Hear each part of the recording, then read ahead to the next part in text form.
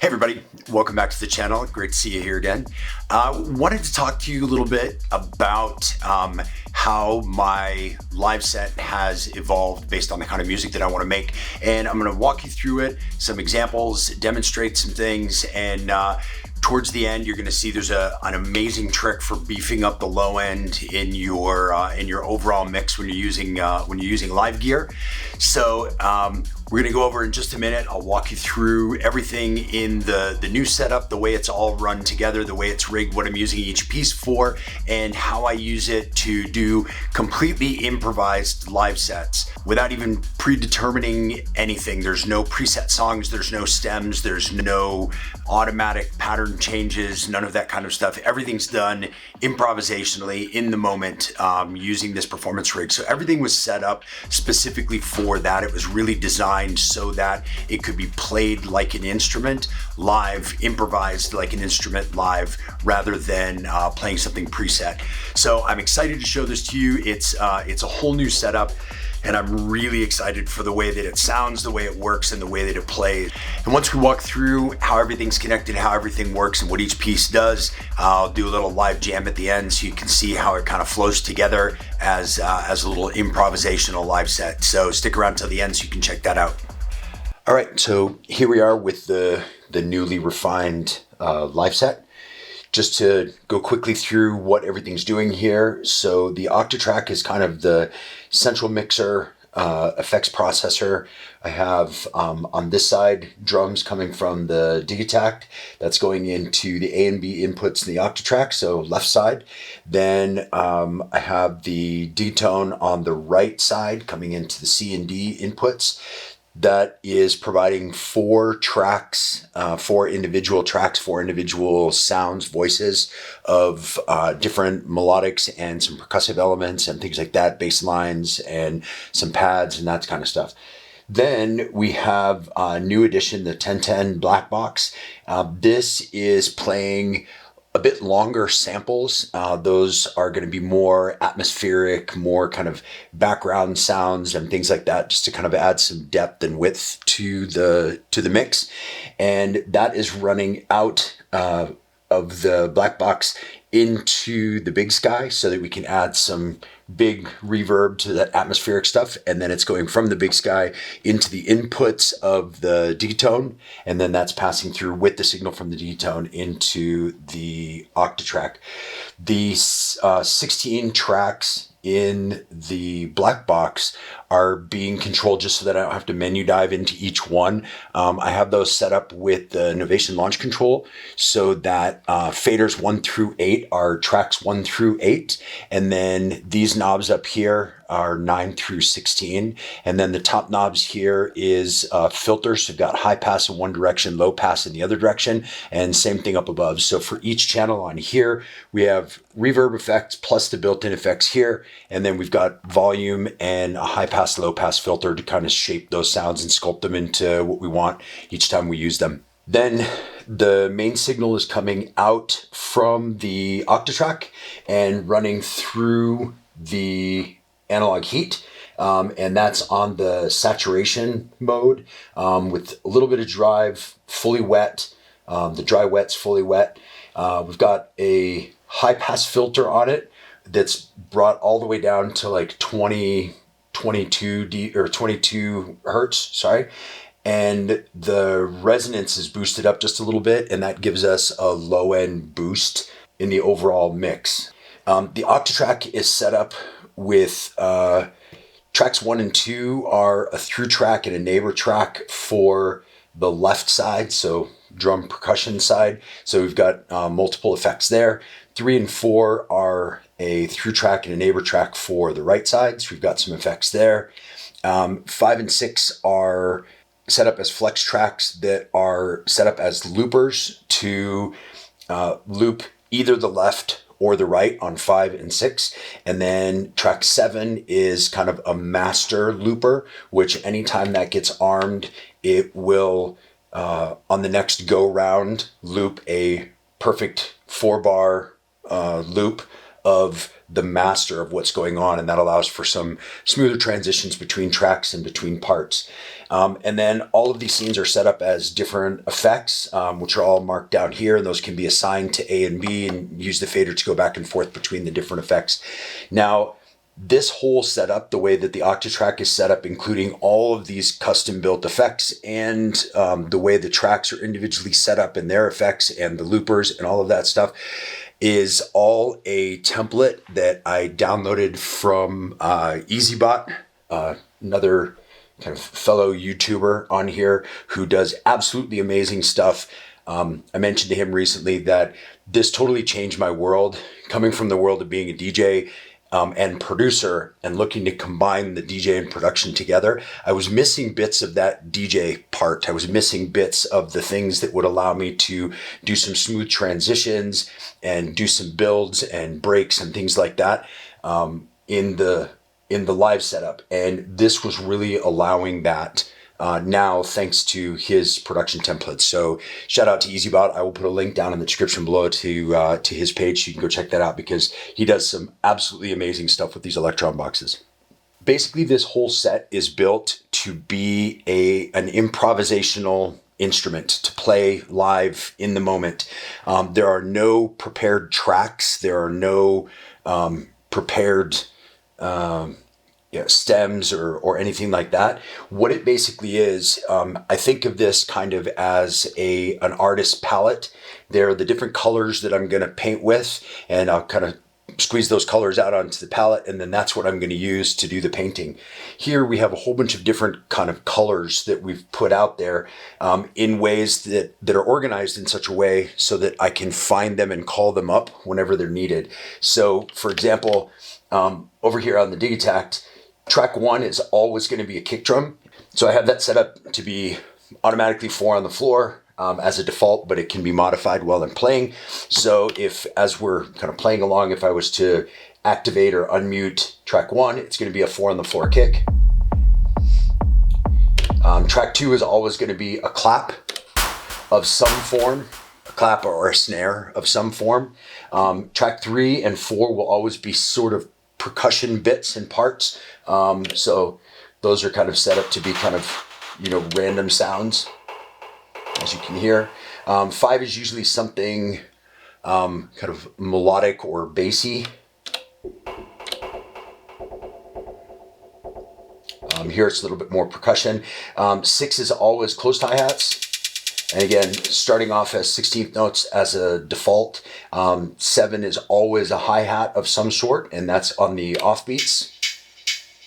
And then 8 can be kind of whatever. It's what I use to, when I'm building these kind of kits of sounds, it'll be something that goes with that. So in this case, it was kind of like an atmospheric sound in the background. Now, these are set up this way as a default. Within the patterns, I have right now set up 9 different patterns. Each pattern is different. So for example, in pattern 10 where we are now, that's the sound of the kick drum. But if we were to go to pattern 9, that's the sound of the kick drum, right? And then if we were to go to pattern 4, that's the sound of the kick drum. So in these kits, kind of the way that they're set up, 1 is always a kick, but it's not always the same kick. 2 is always a snare or a clap, but it's not always the same snare or clap. 3 and 4 are always percussions. 5 is usually as well, but not always the same. 6 is always a closed hat. 7 is always an open hat. So for example, again, on this one, if we're in pattern number 4, that's the sound of the closed hat, and that's the open hat. But if we were to go, let's say to pattern 1, then that's the sound of the closed hat, and that's the open hats. You see, each one is a bit different. So the kits are built as groups of sounds that go well together, but they're not designed to be a specific track. Same can be said for the Digitone. So we've got basically 4 different tracks here set up in different patterns. So if we go to pattern 1,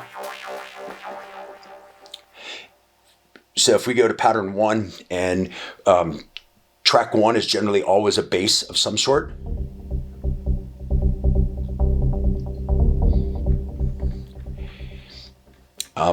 Track 2 is generally something higher frequency. Track 3 is generally a percussive element of some sort. And then 4 is generally kind of a pad or kind of mid-high frequencies.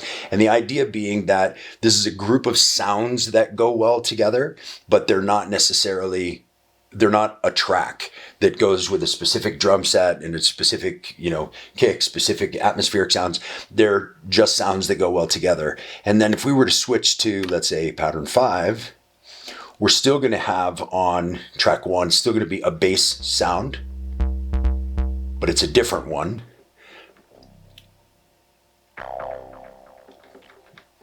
And then we've got some different melodic, different percussive, and different high frequency elements. So sounds that go together and that are done in, there's just random triggers in here, and those can be switched around and moved around on the fly. These are just kind of what's left over from the last time I played. But again, we've got the possibility for 16 different patterns. They're called patterns within the Digitone, but they're not actually patterns that go together. They're basically, the way I look at it is it's 16 different sets of 4 sounds that I can use to then shape a new track. Over here, I've got 16 different sets of 8 sounds each, 8 drum sounds each, that I can be used to mix and match to shape different sets. Then when we move on to the Blackbox, so within each preset, you've got 16 samples. Those can be one shots or they can be longer samples. And so within this, I've got these set up as kind of more atmospheric sounding things. So like if we go to number 4,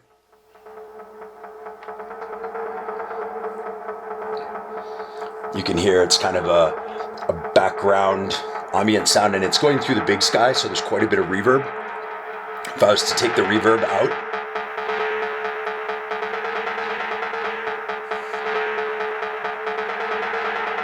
or add that back in, and then as I said, we've got high pass, low pass filter here, so I can high pass that if that's more the sound I want, or I can low pass it if that's more the sound that I want, or keep it right in the middle if that's the sound that I want. So the idea being that these all of these pieces and parts can be mixed and matched. So I have hundreds of drum options, hundreds of sound options, hundreds of atmospheric and background and vocal options. And these presets can be changed so that new pages of 16, kind of as many as I want in here. And then these can be changed up to 16 different within this project. And then you can have a whole bunch of different projects as well if you want. And the way this is set, because they're not all changing together, built as individual tracks, I'm not limited to the way that they can be mixed and matched and combined. So there's kind of, just within this setup, there's basically an infinite number of combinations that I can put together with those pieces and parts. And that's before we even start talking about looping and adding in effects and all of that kind of stuff. Now, these effects are mostly used to transition, but they can also be used to kind of shape parts of the song as well. And these can be done also in combination, so you can play 2 or 3 or 16 of these background ambient sounds all together. If you really wanted to, it would kind of clutter things up probably, but you could. And you can play a whole bunch of the different melodic sounds together, or just one. And then you've got different drum kits to kind of build around. And then using all of these effects here, we'll be able to build breakdowns, build drops, and then also transition smoothly from project to project, or from group of sounds to group of sounds, as we improvise and do this all kind of on the fly. To give you an idea of what these performance effects sound like, I'm not going to go through all of them in detail, because if you watch EasyBot's tutorial about how he put this together and how he built each one of these effects, he will go way more into depth on what they're great for. But I'll just show you a couple of examples. So if we're going along with just a kick and hi-hat and some percussion, and now let's add in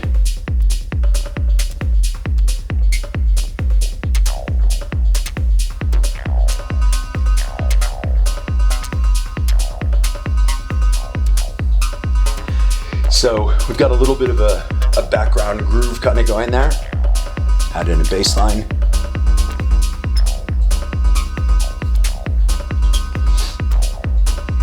Now, normally, if you didn't have this kind of mixer piece in the middle with all of these built-in effects, it gets really complicated to try and build breakdowns and things like that. So all you're limited to do is, okay, I'm gonna take out my kick for a minute, and then I'm gonna put my kick back in again, right? Which is cool at the start, but eventually you want to be able to do more and make it bigger. So there's some great effects in here. Start off with kind of the most simple would be a high pass, which high passes everything. So that high passes the whole mix. It's nice to do like kind of a little bit of a breakdown and then drop back in, right? Then you can assign that same side to, let's say, a low pass of the whole thing.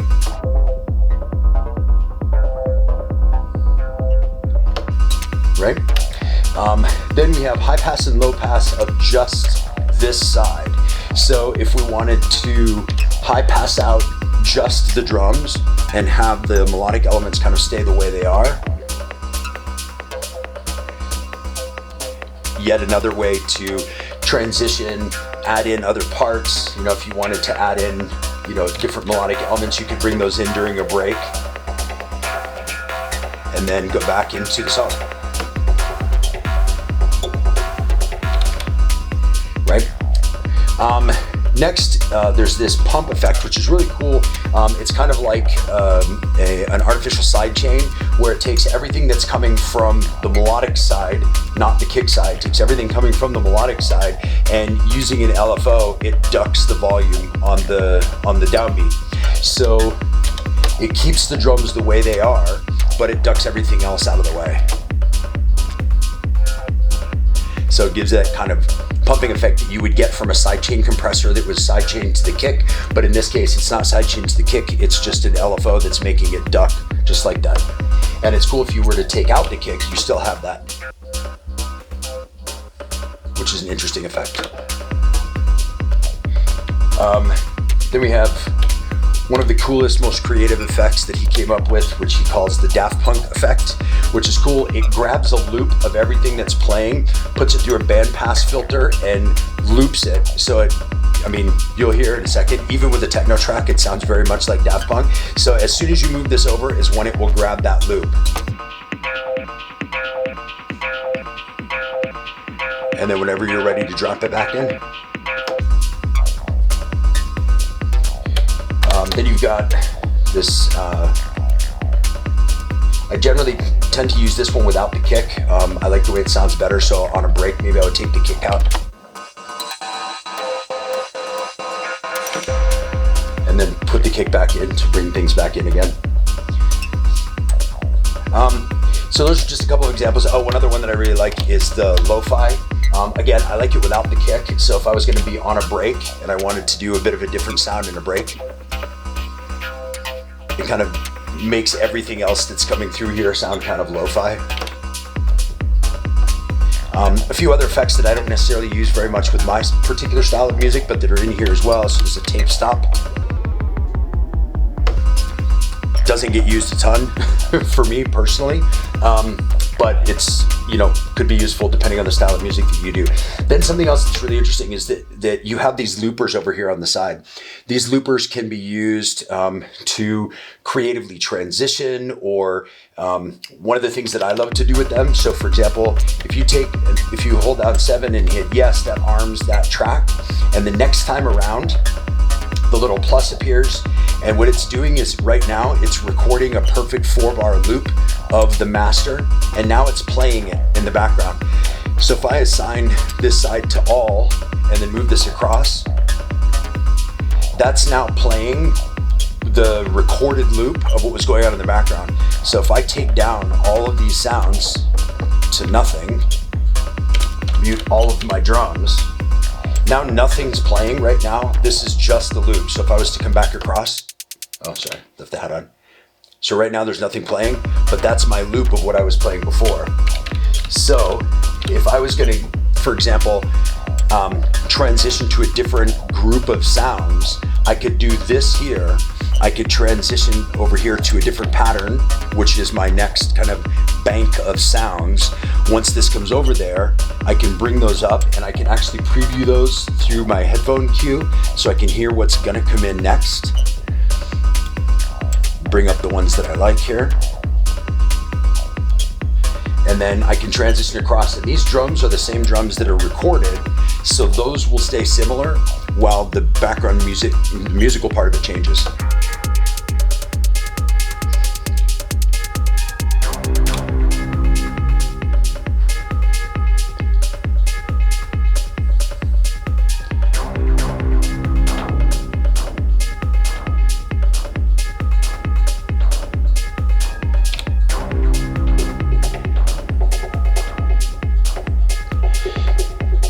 Now what's interesting is, still on that beat, I still have that loop of what was recorded before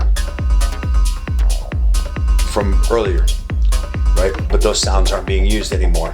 Now, if I wanted to have a new loop of this part that's going on, I just hit yes again, arms the track again. On the next time through, it grabs that loop and you can see it records. Once it gets to the end here, then I can assign it again. And now that's my recorded loop, right? So now nothing's playing and that's the recorded loop on that side. And what's really cool about this is it gives you a way to transition. So let's say you used all of your 16 groups of sounds on here because you're playing a really long set. We can go to a whole new project with a whole nother 16 patterns full of sounds, or you can change up whatever preset you're on in your 1010, bring up 16 new background sounds. You can go to a whole new bank of sounds for your drums, whatever you choose to do, and it really gives you the freedom to be able to do that in the background. Now, to just show a little bit about how the 1010 works here, so let's just bring up a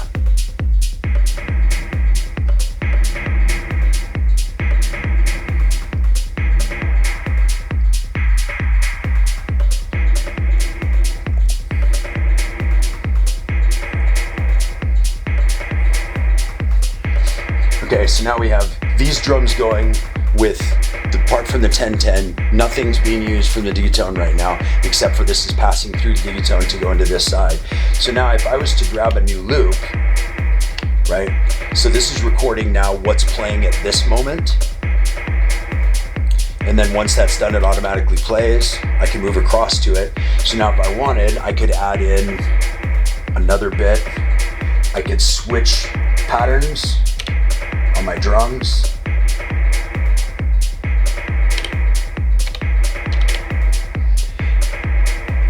And then I could come across.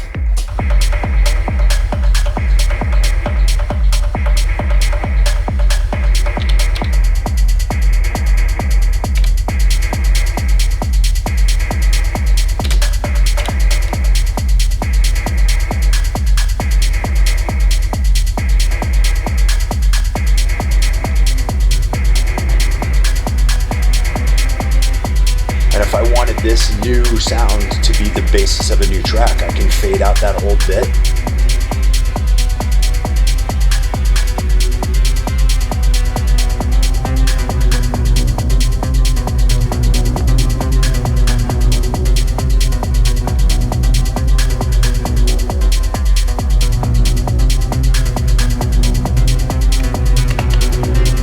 Grab a loop of this one.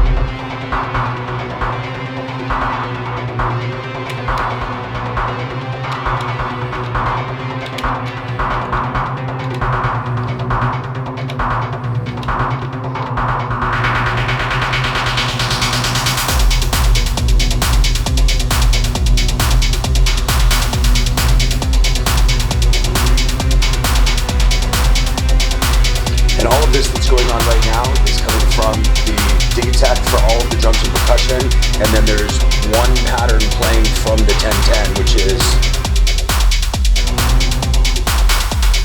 that one in the background. Now I can keep these drums going this way, and I could bring in a totally different sound.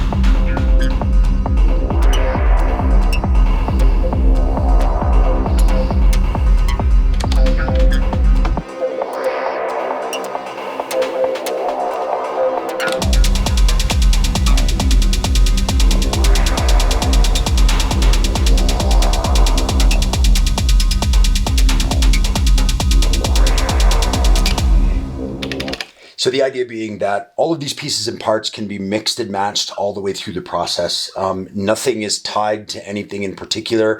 I try to keep things in similar keys so that I know where they're doing things like, C and A, so I know that they're going to go together.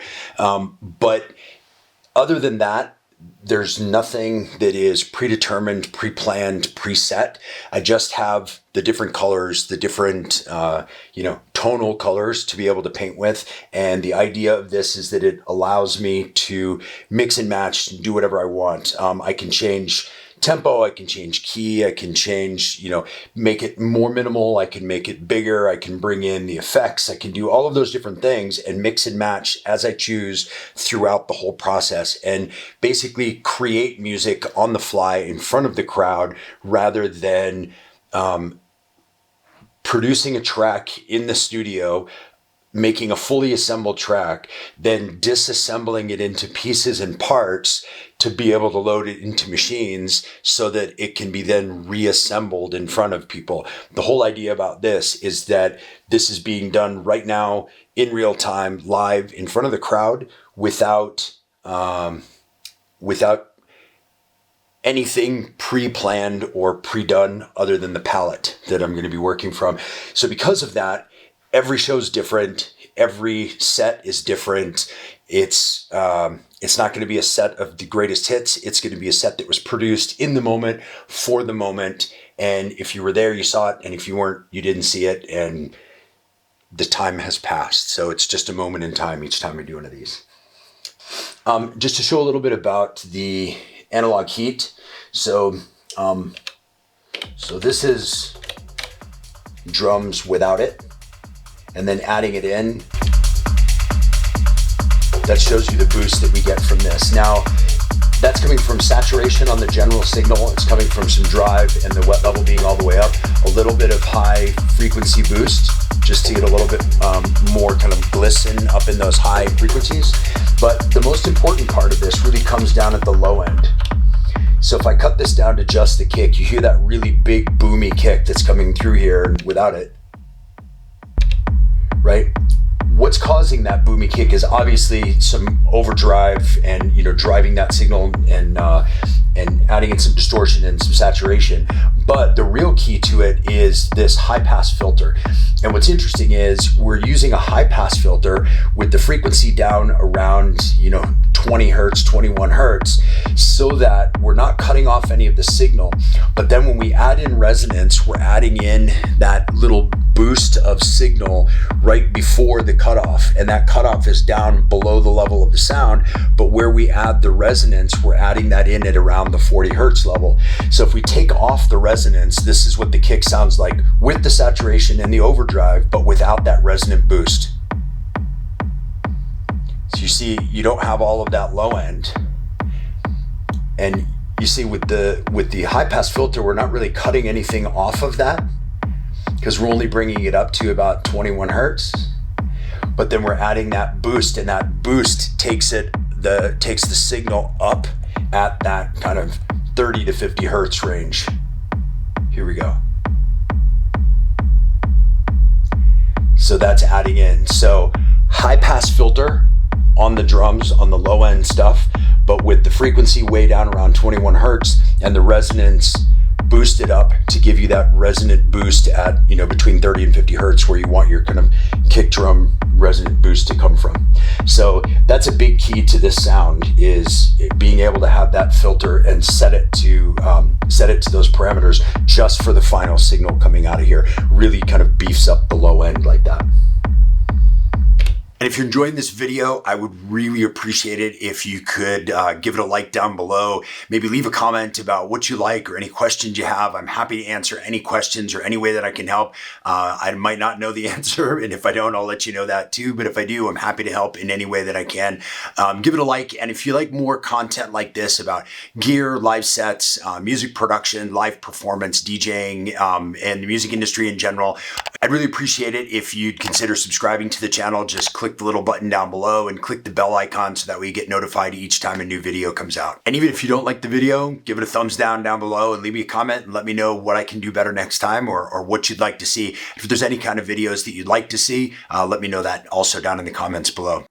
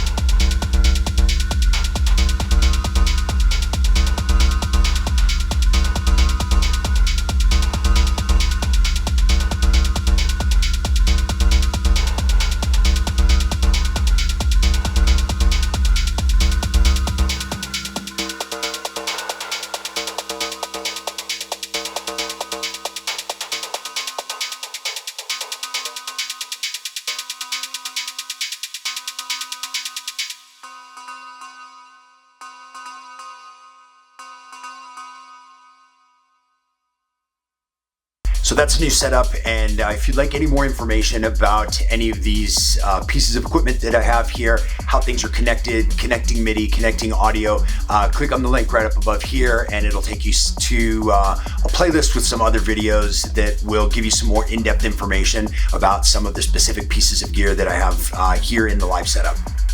Thanks so much for spending this time with me, and I look forward to seeing you in the next video.